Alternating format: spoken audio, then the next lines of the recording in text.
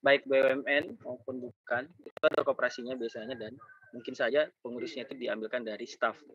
Ya tentu kalau baru lulus kan tidak langsung jadi manajer ya, jadi diambilkan dari staf atau jabatan tertentu dan kalian mendapatkan kesempatan itu misalkan. Lalu dari pemerintah sendiri itu sudah ada ketentuannya gitu. Ketentuan mengenai kriteria dan indikator penilaian pemeringkatan koperasi. Jadi kalau kita melihat ini contohnya aja ya, saya bersama kami tentunya gitu, kami di tim yang kemarin di awal saya ceritain, evaluasi kinerja koperasi, itu sudah berkunjung ke kurang lebih 14 sampai 16 koperasi pertanian KUD yang ada di Kabupaten Bantul. Gitu. Dan dari hasil pengamatan gitu ya, observasi, mungkin bisa kami simpulkan, oh koperasi ini relatif kecil nih, berada di tengah sawah, terus juga jam bukanya cuma dari jam 8 sampai jam 10, buka lamanya itu ketika bayar listrik, sedangkan koperasi yang lainnya itu jam kerjanya sampai jam 14, jam 15, terus datang jam 14 juga pegawainya masih ada. Nah, secara observasi gitu, belum ada dilakukan wawancara, itu terkesan bahwa yang tutupnya sampai jam 12 itu berkinerja lebih baik karena terus melayani. Sedangkan yang sampai jam 10 kinerjanya tidak lebih baik. Itu kan pengamatan gitu. Pengamatan. Tapi kalau kita mau menjustifikasi secara valid dan dapat diandalkan, maka apa ukurannya untuk membandingkan kedua koperasi ini supaya mereka bertarung di arena yang sama gitu. Jadi ibaratnya bukan bertarung juga ya, kan mereka tidak harus berkelahi, tapi katakanlah mereka ada di satu sasana tinju. Nah, mereka bertinju di ring itu dan siapa yang menang. Dan ukurannya sama. Enggak kemudian yang satu kelas berat, yang satu kelas ringan, seolah-olah yang kelas berat ini lebih baik daripada yang kelas ringan. Kan memang kelasnya sudah beda. Nah, di sini disamakan gitu. Jadi ada yang dia koperasi simpan pinjam, ada yang dia koperasi secara umum. Dan kalau dibaca, nanti kalian bisa baca detail. Saya akan kirim ke ke Google Classroom. Jadi ada ini ya, ada beberapa aspek yang akan dinilai. Jadi, oh kalau kita mau menilai kelembagaan, misalkan kalian tidak penelitian nanti tentang koperasi, tapi penelitian yang lain, kalian bisa ambil kalian bisa ambil indikator dari peraturan deputi ini untuk diadopsi. Contohnya saja tahun 2021 parameter yang sedang kalian lihat ini yang ada 10 ini kemudian digunakan untuk mengukur tingkat kesiapan investasi UMKM. Jadi kita bisa mengadopsi peraturan ini untuk yang lain. Misalnya, oh Pak, saya kayaknya juga mau tertarik nih Pak tentang UMKM. Gimana sih kinerjanya? Apalagi kemarin ada pandemi. Mau lihat nih dari sisi manajemennya sama kinerjanya. Ukuran kinerjanya gimana ya? Selain pakai rasio keuangan ya pastinya. Nah kalau kelembagaan berarti bisa lihat dari sini misalkan. Nah alat kelengkapan organisasi UMKM ini seperti apa? Ada nggak program kerja sama rencana strategis? SOP-nya ada nggak? Kemudian ada nggak pendidikan dan pelatihan untuk stafnya? Kemudian rasio peningkatan jumlah anggota tentu nggak bisa gitu. Kan beda ya, UMKM itu tidak seperti koperasi. Dia benar-benar profit oriented. Nah, maka rasio apa nih? Dari kelembagaan, oh nggak mungkin rasio peningkatan jumlah anggota, berarti dicoret. Cari yang lain gitu, yang bisa representatif. Bisa dengan literatur review. Kemudian ada aspek usaha. Nah, ini yang kemudian tadi, ada koperasi yang hanya buka sampai jam 10, ada koperasi yang buka sampai jam 14. Di sini kita bisa lihat dari indikator aspek usaha, bagaimana ya volume usahanya. Jangan-jangan gitu. Yang sampai jam 10 itu justru kenaikan volume usahanya lebih besar dibandingkan yang jam 14. Nah, karena ingat ya, peningkatan itu bukan besar volumenya, tapi di sini ada persentase kenaikannya. Gitu. Persentase kenaikan yang dinilai, bukan dari berapa volume usaha yang diraih. Kemudian ada peningkatan SAU. Jangan-jangan koperasi yang bisa buka lama sampai jam 14 ternyata tidak mendapatkan surplus. Kan SAO terbagi dua ya. Ada namanya surplus, ada namanya defisit. Tentu yang ketiga adalah break even. Tidak untung, tidak surplus, dan tidak defisit. Jadi ada 3 gitu. Nah, kemudian yang ketiga adalah aspek keuangan. Struktur permodalan. Jadi yang seperti disampaikan, nanti di bawah akan ada bobotnya. Namun struktur permodalan itu adalah modal. Modal terdiri dari internal, eksternal. Nah, internal dibagi dengan total modal. Kalau kemudian lebih kecil dari waktu ke waktu, itu nilainya lebih kecil. Nanti di belakang akan dijelasin. Nilainya lebih kecil. Kenapa lebih kecil? Karena diasumsikan koperasi ini semakin mengandalkan pihak luar untuk operasionalnya. Kemudian dari liquidity bisa dilihat dari quick ratio, current ratio, atau cash ratio. Nah, jadi mahasiswa-mahasiswa yang concernnya ke manajemen keuangan, ke manajemen SDM, kalian bisa menggunakan ini salah satunya. Saya mau ukur UMKM ini dari sisi keuangan. Nah, tentu struktur pemodalan bisa, kemudian tingkat likuiditas. Kalau yang nomor 3 ini tidak bisa ya, pelunasan simpan wajib. Kemudian ada solvability-nya, bagaimana kewajibannya dengan berbagai indikator ya. Misalkan di sini adalah kemampuan koperasi untuk memenuhi kewajibannya, bisa dilihat dari asetnya dan sebagainya. Kemudian ada ROI, kalau ini bisa dipakai. Kemudian audit kantor akuntan publik. Nah, jadi yang ini, yang nomor 8, itu yang umumnya membedakan koperasi, terlebih lagi koperasi pertanian, yang dia udah settle gitu, yang sudah bekerja baik, yang dari waktu ke waktu menunjukkan capaian koperasi yang mungkin saja hasil observasi kita yang hanya itu, wah ini kinerjanya kurang baik. Karena pada umumnya ini bayar.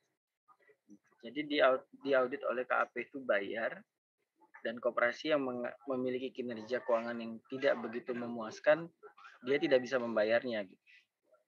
Nah, karena tidak bisa membayar, tidak ada yang mengaudit. Dan kalau dilakukan penilaian, maka dia akan dapat nilai paling rendah.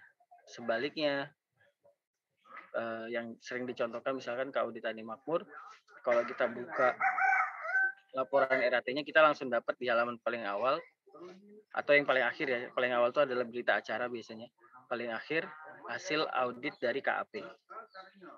Nah, berdasarkan hasil audit KAP, begini kinerja keuangan, kelembagaan, dan sebagainya, itu udah diinfokan. 2 hal yang berbeda. Nah, sehingga kalau ada penilaian-penilaian, audit Tani Makmur tadi mendapatkan capaian nilai yang lebih tinggi dibandingkan pada umumnya gitu ya. Nah, kemudian ini aspek manfaat koperasi terhadap anggota, bobotnya 10. Jadi bisa dilihat bahwa bobot yang paling tinggi itu adalah kelembagaan. Kemudian yang kedua usaha, yang ketiga keuangan, yang keempat manfaat. Jadi koperasi ini bermanfaat sejauh apa? Nah, bagaimana keterkaitannya dengan anggotanya? Mendorong anggotanya untuk berusaha atau enggak? Ada enggak pemberian layanan di luar aktivitas usaha? Kemudian yang terakhir terhadap masyarakat. Tentu salah satu hal yang diangkat dari koperasi adalah bagaimana bisa menyerap tenaga kerja. Kemudian bisa nggak layanan dia dinikmati oleh masyarakat, dan jawabannya bisa gitu. Kalau kemudian ada koperasi yang hanya bisa diakses oleh anggota, maka poin nomor 2 ini dia akan bernilai rendah gitu ya. Dan yang terakhir penurunan angka kemiskinan. Nah, ini cara penilaiannya. Jadi kalian juga akan bisa menggunakan indikator ini untuk diadopsi di penelitian lain.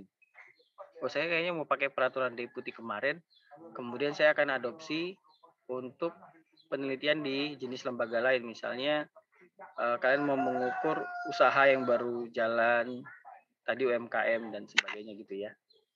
Nah, lalu kalau dia nilainya di atas 1.200, jadi kalau di total nanti itu bisa up to 1.200, dia sangat berkualitas, dan kalau kurang dari 799 dia tidak berkualitas. Lalu caranya gimana, Pak? Tidak terlalu rumit, tinggal seperti ini. Jadi kita akan nanya gitu ya ke Bapak Ibu koperasi, kalau kalian mau melakukan penelitian ini gitu. Nah, yang sedang dilakukan oleh tim dari Koperasi Pertanian, kan kita ada laboratoriumnya, subnya ya, itu sedang mengukur kinerja dan capaian Koperasi Pertanian menggunakan peraturan Deputi ini. Jadi apa yang ditanyakan? Pak, sudah ada akte pendirian notarisnya belum? Terus SK pengusahaannya sudah ada belum? Kemudian NIK sudah ada belum? Nah, 3 pertanyaan ini semua udah terjawab di RAT. Itu kenapa kemudian laporan RAT Koperasi itu bisa menjadi pegangan untuk evaluasi. Kenapa? Karena di RAT itu covernya itu akan ada informasi tentang ini badan hukumnya berdiri kapan. Dan kalau KUD nggak usah ditanyakan lagi karena dia udah berdiri sejak dahulu kala, dia sudah ada badan hukum. Nah, NIK itu bisa dilihat dari websitenya Kementerian Koperasi. Jadi kita tinggal ketik aja NIK Koperasi, Kementerian Koperasi dan UMKM. Itu kita masukin namanya dengan wilayahnya, nanti akan ketahuan dia sudah ada atau belum. Nah, kalau belum itu bisa terbagi ya. Memang tidak ada atau dalam proses, itu bisa ditanyakan ke Koperasi. Nah, kemudian partisipasi anggota, ini caranya adalah berapa banyak jumlah anggota. Jadi jumlah anggota yang aktif membayar simpanan wajib dibagi dengan total anggota. Nah, aktif itu artinya bisa per bulan, atau karena simpanan wajib ini misalkan 10.000 per bulan, maka ada anggota yang langsung bayar setahun. Dia bayar 10.000 kali 12. Dan lunas itu dihitung aktif. Nah, berapa banyak yang aktif? Kalau lebih dari 50%, dia dapat skornya 100. Nah, skor tadi ini yang kemudian ditotal. Kalau dia 1.200, nah jadi itu nanti dia akan sangat berkualitas. Sebelum mencapai, jadi misalkan kita dapat persentase anggota yang aktif dalam membayar simpanan wajib. Oh, dia dapat poin 100. Jangan lupa, bobotnya adalah 0,3. Nah, nanti dikalikan dulu ke 0,3. Kalau semuanya di total yang pakai skor parameter, dia akan tembus 1.200, 2.000 bahkan lebih. Karena lupa bahwa cara ngitungnya harusnya jangan langsung. Nah, tapi ngitungnya adalah dari sini. Nilai indikator total dari aspek 1 dikali 30%. Nilai indikator total dari aspek 2, 25%. Nah, ini saya akan menyampaikan ini sampai kelembagaan, nanti lebihnya akan dikirimkan. Cuman ini cara ngukurnya gitu. Kemudian, berapa banyak yang anggota aktif bertransaksi? Nah, ingat ya, bayar simpanan wajib beda dengan transaksi. Berarti jumlah anggota yang bertransaksi, dia melakukan pembelian, peminjaman, atau simpan, dibagi dengan total anggota. Kemudian kelengkapan struktur organisasi, ada nggak uraian pekerjaannya? Nah, seringkali ini juga bisa digunakan UMKM. UMKM ini siapa yang menjadi CEO-nya? Siapa yang menjadi manajernya? Nah, kalau dia kemudian nggak bisa, nih semua orang melakukan hal yang sama, itu dia bobotnya akan rendah. Nah, di koperasi pun gitu. Ada nggak Pak struktur organisasinya? Oh, ada. Ini pengurus, ini pengawas, ini pembina, ini pengelola. Nah, dia akan dikatakan lengkap. Lihat Pak, ada nggak uraian pekerjaannya? Oh, nggak ada Mas. Pokoknya ya karena pengurus, ketua, kemudian bendahara sekretaris bisa ganti-gantian aja. Saat kadang saya ngurus keuangan, kadang saya ngurus administrasi, dan itu nilainya rendah. Gitu ya. Kemudian ada renstra. Ini penting, terutama bagi kita semua yang sedang punya usaha gitu ya. Terlebih lagi untuk koperasi. Ngapain sih koperasi ini didiriin? Apa sih visi, misinya? Tujuannya apa sih? Nah, kalau dia punya semuanya, dia akan dapat nilai 100. Gitu. Kemudian ada rancangan anggaran, ada nggak untuk tahun depan. Jadi dengan penilaian dari aspek kelembagaan ini udah ketahuan seberapa siap ya koperasi ini untuk mewujudkan tujuannya. Kalau banyak jawabannya tidak ada, nyambung nggak ya dengan kinerjanya? Oh iya ternyata koperasi, asumsikan lah ya, koperasi yang dia hanya buka sampai jam 10 ini banyak nggak adanya.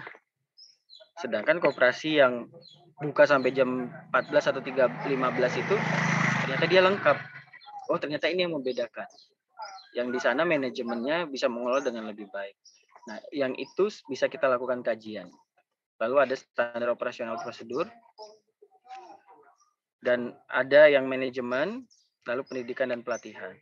Nah, di Undang-Undang Koperasi 25 tahun 92, itu ada amanat bahwa salah satu pembagian sisa hasil usaha itu digunakan untuk pengembangan koperasi itu sendiri. Pengembangan yang dimaksud itu adalah pendidikan atau pelatihan. Nah, kalau tidak ada, bisa dilihat nilainya 0. Artinya koperasi itu akan mendapatkan hasil pengukuran yang rendah. Nah, ada nggak kemudian pendidikan untuk anggota? Oh, ada. Nah, dibalik ya, kayak Koperasi Unit Desa Tani Makmur itu, kalau kita baca di RAT-nya, setiap tahunnya mengirimkan pengurusnya ataupun pengelola ya, manajer-manajer di usahanya itu, di unit usaha, untuk kemudian bisa mengikuti pelatihan. Dan itu membedakan dengan koperasi yang berkinerja relatif lebih rendah, karena nggak ada yang diikut sertakan. Kami nggak punya uang untuk mengikutkan beliau. Nah, itu kan bisa ditelusuri lebih lanjut. Apakah memang membutuhkan uang atau lebih karena butuh perencanaan. Sehingga kalau ada tawaran pendidikan pelatihan, misalkan dari dinas, apakah harus bayar? Kan tidak. Mungkin dibutuhkan biaya transportasi, bisa nggak dicarikan cara yang lain? Atau dikomunikasikan dengan pihak dinas itu sendiri. Dan yang terakhir adalah yang untuk kelembagaan peningkatan jumlah, dan ini cukup krusial gitu ya, persentase peningkatan jumlah anggota. Akan ada dua sudut pandang. Yang pertama adalah ngapain jumlah anggotanya naik? Jumlah anggotanya tetap aja tapi transaksinya naik. Ini hasil ini diperoleh dari wawancara dengan salah satu koperasi. Jadi tahun 2020 ketika pandemi, tapi sudah harus wawancara, Pak, sebenarnya bagusnya jumlah anggota itu banyak atau tidak? Dan beliau menjawab tidak. Untuk koperasi kami tidak. Kami lebih baik transaksi kami naik dibandingkan kami berorientasi kenaikan jumlah anggota. Karena dengan transaksi kami yang naik, kami bisa bagi hasil yang lebih banyak. Nanti kalau karena kinerja kami baik, banyak orang mau jadi anggota, yaitu hal bisa dibilang side effect gitu. Efek samping yang positif. Nah, nanti saya akan menunjuk satu mahasiswa sudut pandangnya di mana, gitu ya. Apakah kira-kira poin 9 ini itu ya seharusnya gitu Pak, harusnya ya naik terus setiap tahun. Karena bisa dilihat ya, kalau kurang dari 1%, artinya kalau 0% kan ya dia nggak dapat nilai yang tinggi. Terus jumlah anggota yang keluar, kalau lebih dari 10 orang nilainya 100, artinya nggak banyak. Yang PR adalah jumlah anggotanya nggak naik, transaksinya nggak naik, jumlah anggotanya turun. Gitu. Jadi semua nilainya dia nilainya 0,000 gitu kan. Itu kan bisa menjadi indikator bahwa koperasi ini sedang berkinerja yang terus menurun dari waktu ke waktu. Nah, itu penjelasan dari saya. Ini masih ada 4 yang lain. Nanti cara mengukurnya kurang lebih yang seperti disampaikan. Oh, kalau kesesuaian izin usaha dengan aktivitas. Oh, izinnya itu koperasi serba usaha. Prakteknya iya enggak ya? Oh, prakteknya iya. Dia koperasi pertanian ini PPOB, pembayaran listrik ya, payment online banking. Kemudian dia ada unit simpan pinjam, kemudian dia ada unit wasserda dan sebagainya. Nah, kemudian saya akan memanggil salah satu untuk menanyakan terkait jumlah anggota. Bagusnya naik atau enggak gitu ya. Kita panggil siapa? Nur Amalia, silahkan Nur Amalia. 4 ya. Iya, Pak. Silahkan. Benar ya, Pak. Saya ambil headset dulu. Oh iya. Kamu lagi di jalan. Kalau di jalan saya ganti aja sama orang lain. Oh, enggak kok, Pak. Cuman ada yang lewat. Oh iya, apa-apa, saya juga lagi di pinggir jalan. Mohon maaf ya. Sudah coba di dalam ruangan tapi tentu tidak lebih baik.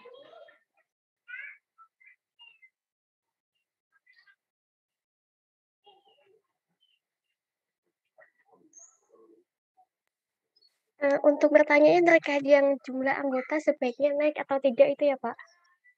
Ya menurut kamu? Kalau menurut saya sebaiknya naik, Pak. Karena nantinya kalau misalnya bisa naik, juga bisa nanti pendapatan apa ya, Pak, istilahnya? Pendapatannya untuk koperasi juga bisa naik. Jadinya apa ya, Pak, istilahnya, Pak? Seperti itu, Pak. Kamu bisa minta bantuan yang lain. Untuk ntar saya kirim ininya dulu ya. Saya kirim ke Google Classroom sambil kamu memilih yang lain. Siapa ya? First Tania, Pak. Silakan Pristania. tadi. Oh ya, ditanya ke Nur Amalia, yang milih Nur Amalia. Jadi pertanyaannya, Jadi saya share screen lah ya, saya share screen biar anggota nggak pisung. Biar nggak pisung lagi, biar nggak pusing. oh iya, Nih.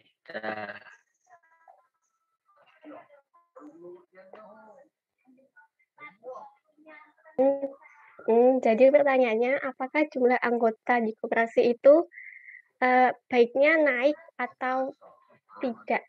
Seperti itu, Sah. Oh iya, kalau menurut saya sih hampir sama kayak Arya tadi sih Pak, menurut saya juga harusnya sih naik.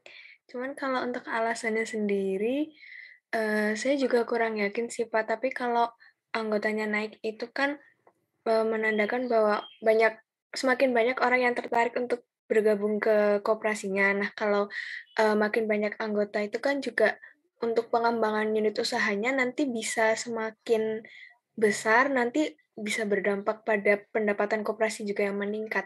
Nah, kalau pendapatan koperasi meningkat, berarti nanti kesejahteraan anggotanya juga meningkat. Kalau dari saya seperti itu sih, Pak. apakah selalu anggota naik itu akan meningkatkan yang disebutkan tadi ya? Sebenarnya juga belum tentu sih, Pak, karena kan juga bergantung pada mungkin produktivitas dan ketertarikan orang luar buat membeli produk koperasi mungkin. Tapi apakah orientasi koperasi itu meningkatkan jumlah anggota? Lebih ke meningkatkan kesejahteraan bukannya, Pak? Meningkatkan kesejahteraan. Iya. Nah, apakah bisa ditempuh dengan cara menaikkan jumlah anggota? Nah, ini kan ibarat pertanyaan mana duluan ayam sama telur gitu lah. Tapi ini saya mau nanya, meningkatkan kesejahteraan anggota yang ada dulu atau tambah banyak anggotanya supaya bisa meningkatkan kesejahteraan anggota secara umum? Mungkin meningkatkan kesejahteraan dulu ya, Pak. Karena kan kalau misalkan ya sebenarnya balik lagi sih kalau anggota yang nambah juga belum tentu kesejahteraannya nambah. Jadi lebih utama untuk meningkatkan kesejahteraan anggota dulu. Nanti kesimpulannya kamu tidak setuju dong? Kalau kemudian harus naik tiap tahun.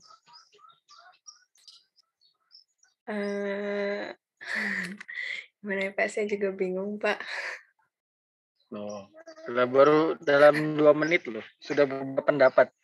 Mungkin kalau lebih baik itu meningkat, tapi tidak harus selalu meningkat. Jadi meningkatnya anggota itu juga harus dibarengi dengan Pak? Istilahnya kayak jangan cuman anggotanya terus yang tambah, tapi untuk pengembangan usahanya nggak difokuskan gitu sih, Pak. Gimana ya, Pak? Saya juga bingung, Pak, jelasinnya. Pilih teman yang laki-laki. Mas Dani ya. Pilih teman yang laki-laki untuk bisa menjawab, menambahkan gitu. Karena kan kamu udah menjawab pendapat kamu untuk menyampaikan pendapatnya. Siapapun boleh, silakan. Oh iya, sebentar, Pak. Saya coba lihat dulu.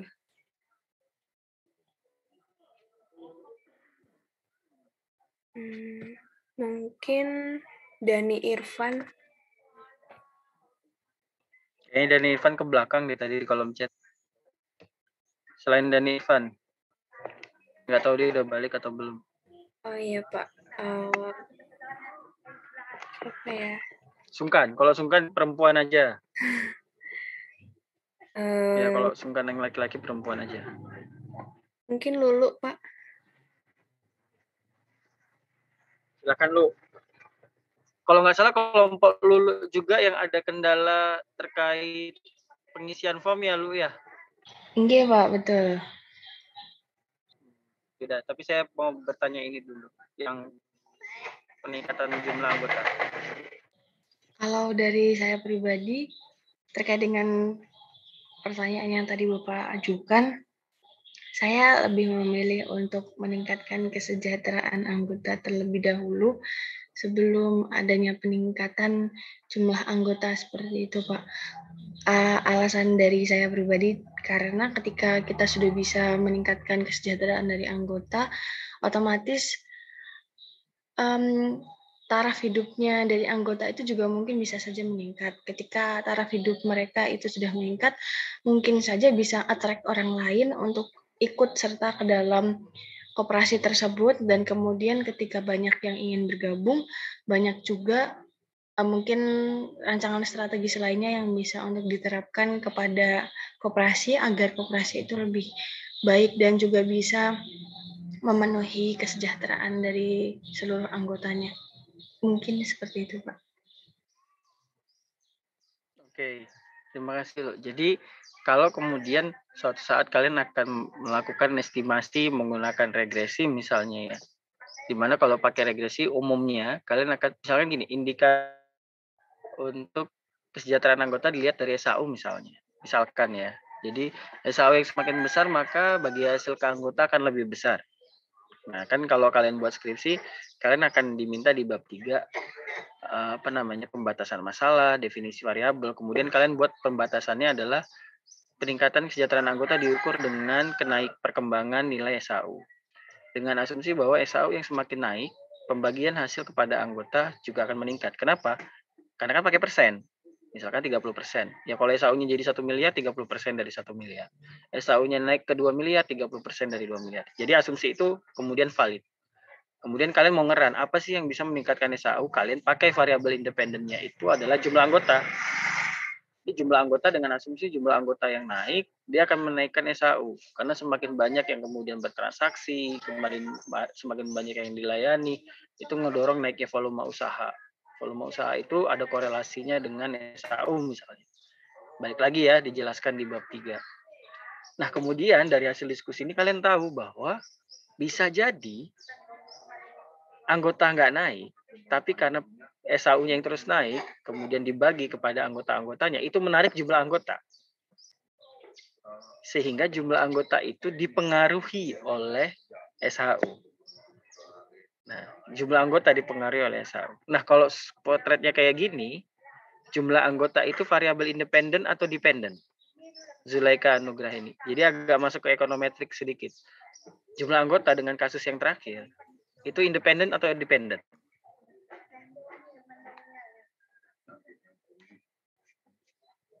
Silakan Zulaika. Anggota dipengaruhi oleh SHU ya, Pak? Ya. Berarti itu dependen bukan ya, Pak? Ya harus yakin dulu. Kalau bukan ya Pak, itu kan udah tidak yakin dulu. Karena dia dipengaruhi, Pak. Jadi menurut saya dependen. Dependen. Nah kalau kayak gitu gimana dong cara permodelannya?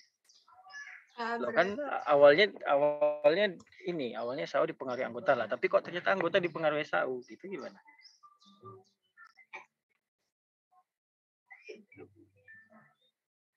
Kamu boleh tanya teman kamu.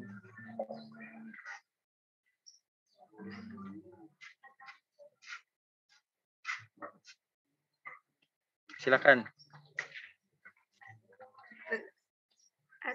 Itu ya Pak. Anggota. SAU dipengaruhi oleh jumlah anggota. Gitu. Asumsinya adalah anggota yang lebih naik turunnya anggota itu mempengaruhi variasi nilai dari SAU. Gitu ya. Tapi dari diskusi tadi, gitu, pertama disampaikan oleh 3 teman kamu sebelum ini dan dijelaskan oleh Lulu, kalau SAU-nya cenderung naik dari waktu ke waktu, itu ngedorong naiknya jumlah anggota. Ngedorong naiknya jumlah anggota, artinya variasi dari nilai SAU yang menyebabkan terjadinya naik atau turunnya jumlah anggota. Nah, artinya si jumlah anggota ini bisa jadi dependen, bisa jadi independen. Mungkin nggak seperti itu. Dan kalau mau nge-regress, terus anggota ini mau dijadiin variabel apa? Mungkin Pak, kalau menurut saya itu anggota tetap jadi yang dependen. Ya. Terus nanti jadi anggota sama dengan misalkan SHU, variabel SHU, terus ditambah variabel lain gitu-gitu Pak. Berarti anggota yang mempengaruhi SAU, bukan SAU yang mempengaruhi anggota. Jadi bingung ya Pak. Nah, menurut kamu yang mempengaruhi SAU itu jumlah anggota atau ternyata naik turunnya jumlah anggota dipengaruhi SHU? SHU dapat mempengaruhi anggota, tapi juga dapat dipengaruhi oleh anggota, Pak. Nah, kalau kita kemudian, kan udah dapat ekonometrika kan? Iya, Pak. Nah, saya mau nyambungin ke sana. Siapa yang jadi variabel independen? Kamu boleh minta kamu boleh minta bantuan teman juga. Mungkin Diva, Pak. Diva itu nama lengkapnya siapa? Diva Nabila. Oh, silahkan, itu udah dimintain tolong. Boleh minta tolong diulangin nggak, Hen? Oke. Sip, langsung tahu ya dengan siapa bertanyanya. Saya kira tadi mau bilang ke saya. Silakan. Jadi tadi itu kan anggota itu bisa dipengaruhi oleh SHU bisa dipengaruhi oleh anggota atau mempengaruhi anggota.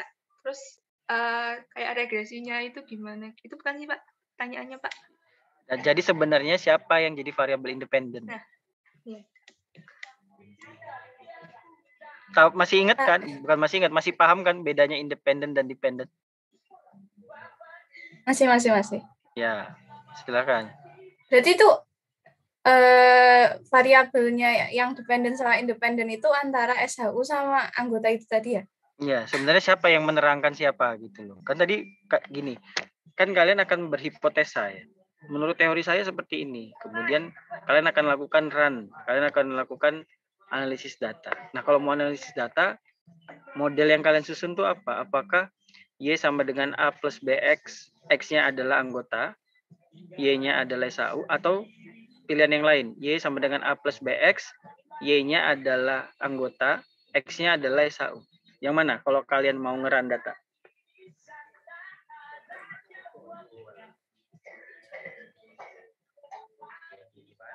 Kalau menurut saya SHU dipengaruhi oleh anggota. Jumlah anggota dipengaruhi oleh SHU. Yang mana tuh?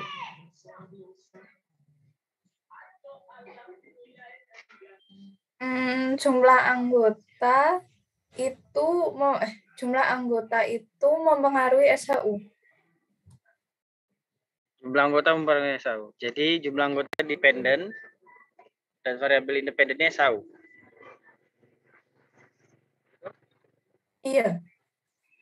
Ya sudah. Maksudnya ya kalau itu tidak ada benar salah loh ya. Jangan-jangan kalian mengiranya ini benar atau salah. Nah, nanti kalau kalian mau melakukan olah data gitu, kalian mungkin akan menemukan ini loh. Kita itu Y sama dengan A plus BX, X-nya anggota. Tapi secara teoritis, anggota ini naik turunnya juga dipengaruhi SHU. Nah, nanti kalian akan ketemu bahwa jenis regresi itu semakin banyak. Gitu.